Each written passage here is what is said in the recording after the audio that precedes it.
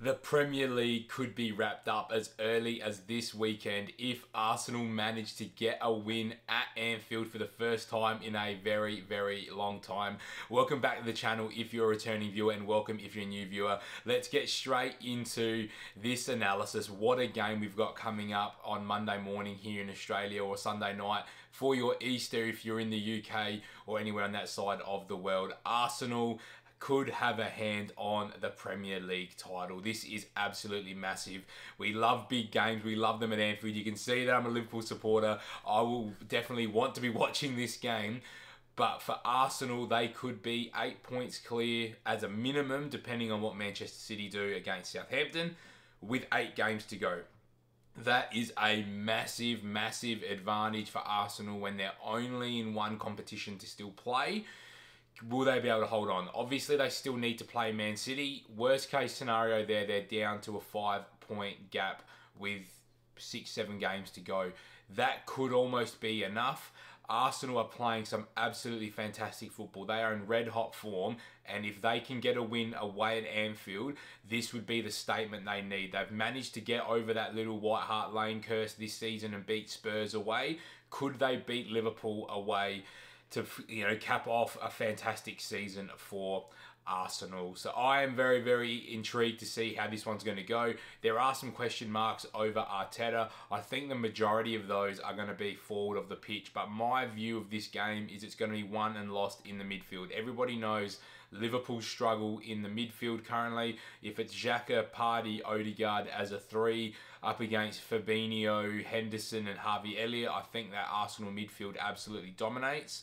This will be the first time we've seen that, midfield of that dynamic play at Anfield, and I think they could potentially have a little bit too much for Liverpool to deal with.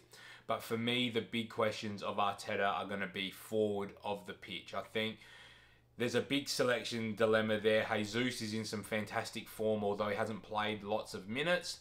The other question I've got for this side is, does Leandro Trossard get a start? Now, whether that's through the middle or whether that's off the left, he's shown with Brighton this year that he can turn up to Anfield and score goals. He did score a hat-trick very, very early in the season against Liverpool. Now, that would be the only selection dilemma I've probably got there for Mikel Arteta. I think, end of the day, if they're all fit and firing, you're looking at a Jesus, Saka and Martinelli front 3, and you go on the front foot and you really put pressure on Liverpool to have to defend that. And obviously we know Trent's issues, defensively at times. Robertson's sort of been a bit up and down. Van Dijk doesn't look the same. And if Arsenal can bring that dynamism to their attack with Odegaard buzzing around as well, I think they are going to be extremely difficult to handle. I think the other factor in this game is going to be Zinchenko. Don't be surprised if he gets player of the match honours.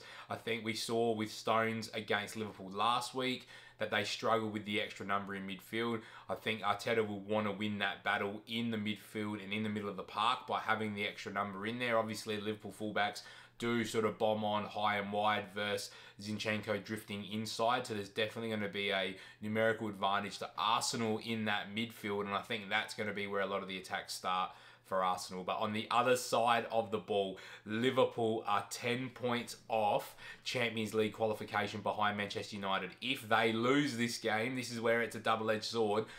They can kiss Champions League goodbye. Manchester United will continue to stretch that advantage in front of Liverpool, and there's got to be a point where Liverpool draw a line in the sand and say, are we going to be proper Champions League contenders, or are we going to flop this season? Now, at Anfield, Liverpool have been very, very solid. They've only lost the one game. It was to Leeds so far in the league at home this season. So the home form has been good. There's been some big, big wins at home. Now, I don't predict that there's going to be a big, big win for Liverpool in this game, but Jurgen Klopp equally has selection issues. Obviously, the back, we're leaking goals. We're not keeping clean sheets very often. There's not a whole lot we can do with that defence. I think if Kanate, Verge are fit with Robbo and Trent, that picks itself. And then obviously Alisson picks himself in goal. It's the midfield for me, the Fabinho, Henderson, Elliott. There's not much else that we can do this season. I've spoken about it a few times. The Liverpool midfield needs reinvestment. That can 100% be its own video.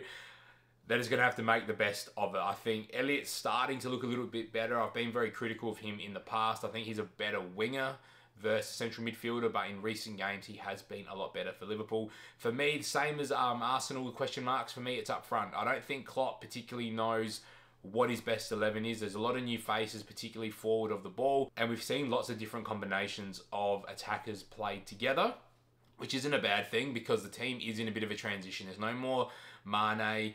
Firmino, we know he's leaving, but for me, I think we need to get back to a bit of normality and a bit of continuity with that front three. I think Firmino was quite good against Chelsea midweek. Does he reward him with a start? We've seen Firmino absolutely tear apart Arsenal in the past. I think Mo Salah locks himself in on the right if fit. There's some rumours that he didn't train so far through the week, so unless he's not 100% fit, but I think, you know, worst case scenario, Mo Salah just has to play on that right side. So we're looking at two spots here to be filled by Firmino, Jota, Gakpo, Núñez. Personally, I think when Núñez has been fit and on that left-hand side has looked a bit more of a dynamic player, which has been fantastic for Liverpool. There's a world where I see Firmino dropping in and allowing Salah, Núñez to play as a bit of a two up front. I think that's exactly what needs to happen. Everyone's talking about Diogo Jota, and it's fantastic that he, you know, he's back fit and firing, but he hasn't scored for a very, very, very long period of time. And again, we know that he can, you know, return against Arsenal as well, but he needs to start showing that form off the bench for me. I think you can get a tired, you know, Arsenal defence or moving through the next few game weeks, maybe that's his opportunity to score goals. But I think from the start, we need to start playing the guys that are in form. Gakpo's been a bit hit and miss. I'm not saying that he's been that bad, but again, I think in such a big game like this, when our season's on the line, I want guys in there that are completely dependable. And I think if you can have Salah and Firmino, you can then carry Núñez on the left-hand side, because we've seen with Darwin all season that he's capable of just magic moments and bringing people into the game. So lots and lots and lots to consider from this game. I am very, very excited to see how Liverpool can respond to a 0-0 draw there against Chelsea. Luis Diaz in training at the moment as well. Same with Thiago. So we're starting to get some of those big influential players back. They may see minutes this week as well.